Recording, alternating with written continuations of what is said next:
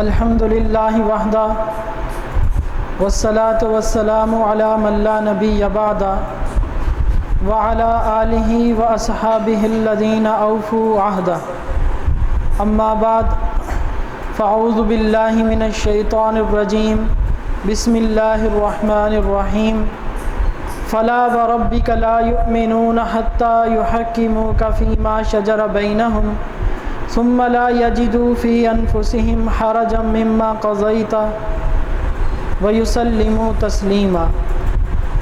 وعن علي رضي الله تعالى عنه قال قال رسول الله صلى الله تعالى عليه وسلم من سب نبيا من الأنبياء قتل ومن سب أصحابي جلد. صدق الله العظيم وبلغنا رسوله النبي الكريم نحن على ذلك لمن الشاهدين والشاكرين والحمد لله رب العالمين. رب اشرح لي صدري ويسر لي أمري واحلل عقدة من لساني يفقهوا قولي. سبحانك لا علم لنا إلا ما علمتنا إنك أنت العليم الحكيم. اللهم صل على سيدنا ومولانا محمد وآله وصحبه وسلم کما تحب و ترضى عدد ما تحب و ترضى. انتہائی واجب الاحترام معزز سامعین، جیسا کہ آپ حضرات کو اس چیز کا علم ہے کہ آج جو ہماری مجلس اور درس کا عنوان ہے وہ یہ ہے کہ گستاخ رسول صلی اللہ تعالیٰ علیہ وسلم کی سزا. اس سے پہلے کہ ہم اپنے اس عنوان پر گفتگو شروع کریں، ایک بات یاد رکھیے کہ رسول اقدس صلی اللہ تعالیٰ علیہ وسلم کی شخصیت اور ذات وہ ذات ہے کہ جو اللہ جل جلالہ کے بعد سب سے زیادہ مرتبے والی، عزت والی اور جاہ والی ہے. اور نبی پاک صلی اللہ تعالیٰ علیہ وسلم تخلیق کائنات کا موجب ہے. نبی پاک صلی اللہ علیہ وسلم کا لقب لولاک ہے. کیا مطلب؟ حدیث پاک میں آتا ہے لولاک لما خلقت الافلاک، اے پیغمبر صلی اللہ تعالیٰ علیہ وسلم اگر آپ کو پیدا نہ کرنا ہوتا تو زمین آسمان کو پیدا نہ کیا جاتا. بعضوں نے کہا کہ یہ روایت ضعیف ہے، تو یاد رکھیں امام حاکم رحمہ اللہ نے مستدرک حاکم میں یہ روایت نقل کی ہے اور اس روایت کو صحیح قرار دیا ہے. اس لیے یہ روایت صحیح ہے اور نبی پاک صلی اللہ علیہ وسلم اس کائنات کی تخلیق کا سبب ہے. جب کائنات مخلوقات نبی پاک صلی اللہ علیہ وسلم کی وجہ سے بنائی گئی تو پھر یقیناً یہ بات ثابت ہوئی کہ تمام مخلوقات سے نبی پاک صلی اللہ تعالیٰ علیہ وسلم افضل ہیں. سب سے بلند مرتبہ اور مقام رسول پاک صلی اللہ تعالیٰ علیہ وسلم کا ہے، اور یہ مقام اور مرتبہ یہ اسی نے دیا ہے جس نے ان کو تخلیق کیا ہے، جو خالق کائنات ہیں، جس نے نبی پاک صلی اللہ علیہ وسلم کو پیدا کیا ہے، انہی نے نبی پاک صلی اللہ علیہ وسلم کو یہ مقام اور مرتبہ عطا فرمایا ہے. اور دوسری بات، جس طرح اللہ تبارک و تعالی رب کائنات ہیں، نبی پاک صلی اللہ علیہ وسلم رحمت کائنات ہیں، جو سراپا رحمت ہیں. نبی پاک صلی اللہ علیہ وسلم ایسا امن لے کر آئے کہ پوری دنیا ایسا امن لانے سے عاجز ہے، اور ایسا ضابطہ اور کامل اخلاق لے کر آئے کہ نبی پاک صلی اللہ علیہ وسلم کے بارے میں فرما دیا گیا وَإِنَّكَ لَعَلَىٰ خُلُقٍ عَظِيمٍ، کہ آپ اے محمد صلی اللہ علیہ وسلم آپ عظیم خلق کے مالک ہیں. آپ کے اخلاق اتنے اعلیٰ اور عرفہ ہیں کہ جس طرح آپ پر نبوت ختم ہے اسی طرح آپ پر اخلاق بھی ختم ہے. الیوم اکملت لکم دینکم، کہ آج جو دین کامل کر دیا گیا تو دین کا ایک حصہ اخلاق بھی ہیں. تو تکمیل اخلاق کی ابتدا سیدنا آدم سے اگر شروع ہوتی ہے تو تکمیل سیدنا محمد رسول اللہ صلی اللہ علیہ وسلم پر ہوتی ہے۔ تو آپ نے اخلاق کو مکمل کر دیا۔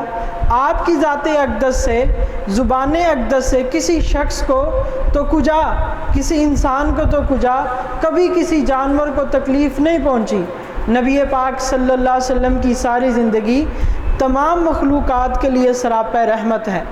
نبی پاک صلی اللہ علیہ وسلم نے ارشاد فرمایا، اپنے جانوروں کو ممبر نہ بناؤ کہ جانور کھڑے ہیں اور اس پر بیٹھ کر تم گفتگو شروع کر رہے ہو۔ جانوروں کا بھی خیال رکھو، وہ جاندار ہیں۔ تو جو نبی جانوروں کا خیال رکھتا ہے تو وہ انسانیت کا خیال نہیں رکھے گا۔ تو نبی پاک صلی اللہ علیہ وسلم نے فرمایا کہ میری اور تمہاری مثال اس شخص کی سی ہے جس نے آگ جلائی اور پروانے اس آگ کے اندر کود رہے ہیں اور وہ شخص ان کو بچاتا ہے۔ فرمایا میری مثال بھی یہی ہے کہ تم لوگ جہنم کی آگ کی طرف جا رہے ہو اور میں تمہیں کھینچ کھینچ کر بچا رہا ہوں۔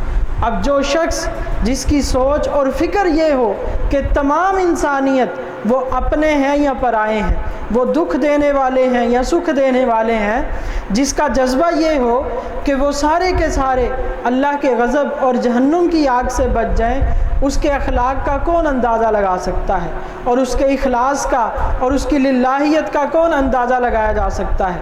تو اس لیے انسانیت اور شرافت کا تقاضا یہ ہے کہ ایسے شخص کے بارے میں سوائے خیر کے کوئی بات نہ کی جائے۔ اگر شیخ سعدی رحمۃ اللہ علیہ فرماتے ہیں کہ اگر تو نیکی کی طاقت نہیں رکھتا تو برائی مت کر۔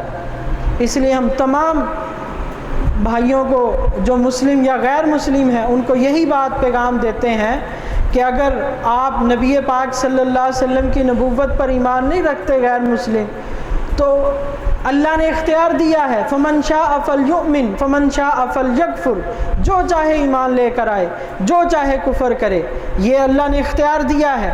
لیکن کسی کو یہ اختیار نہیں دیا کہ وہ جیسا چاہے اپنی زبان سے الفاظ نکالے، اللہ رسول کے بارے میں برا بھلا کہے۔ ایسی اجازت نہ اللہ نے کسی شریعت میں دی ہے اور نہ ہی یہ اخلاق کا تقاضا ہے کہ کسی کی مقدس شخصیت کو برا بھلا کہا جائے۔ تو نبی پاک صلی اللہ علیہ وسلم تو پوری دنیا کے لیے رحمت بن کر آئے ہیں، پھر ان کے بارے میں آج کوئی شخص اپنی زبان کو برا استعمال کرتا ہے تو وہ اپنا ہی نقصان کرتا ہے۔ نبی پاک صلی اللہ علیہ وسلم کی شان اقدس میں کوئی کمی نہیں آتی۔ یاد رکھیں اللہ نے جو ان کو مقام اور مرتبہ دیا ہے اس میں اگر پوری دنیا کے کفار نعوذ باللہ نبی پاک صلی اللہ علیہ وسلم کی شان میں گستاخی کریں تو نہ اللہ کی شان میں کمی آئے گی، نہ ہی رسول پاک صلی اللہ علیہ وسلم کی شان میں کمی آئے گی، لیکن اس کا نقصان اور وبال صرف انہی لوگوں کو ہوگا جو نبی پاک صلی اللہ علیہ وسلم کی شان میں گستاخی کرتے ہیں۔ وہ جہنم کی آگ ان کو زیادہ جلائے گی۔ اس لیے اپنی زبانوں کو لگام دیا جائے اس سے پہلے کہ اللہ تبارک و تعالیٰ کا عذاب پکڑ لے۔ اللہ نے زندگی دی ہے تو اسلام کی خاطر گزاریں اور نبی پاک صلی اللہ علیہ وسلم کی نبوت اور رسالت کو مانیں تاکہ جنت میں جانے والے بنیں۔ اب دیکھیں اس عنوان پر کہ گستاخ رسول کی سزا کیا ہے، بہت سارے مسلمانوں کے دلوں میں بھی اشکال ہے کہ پتہ نہیں کیا سزا ہونی چاہیے۔ بہت سارے اپنے آپ کو مسلمان کہتے ہیں، اسلام کا لبادہ اوڑھا ہوا ہے، لیکن وہ اسلام کے اصولوں کا انکار کرتے ہیں، احادیث پیغمبر علیہ الصلاۃ والسلام کا انکار کرتے ہیں۔ پھر وہ مطالبہ کرتے ہیں جی کہاں لکھا ہوا ہے کہ گستاخ رسول کی سزا موت ہے، یا گستاخ رسول کی کیا سزا ہونی چاہیے۔ یاد رکھیں میں کچھ روایات، قرآن پاک کی کچھ آیات اور نبی پاک صلی اللہ علیہ وسلم کی احادیث مبارکہ سے آپ کو بتلاؤں گا کہ گستاخ رسول کی سزا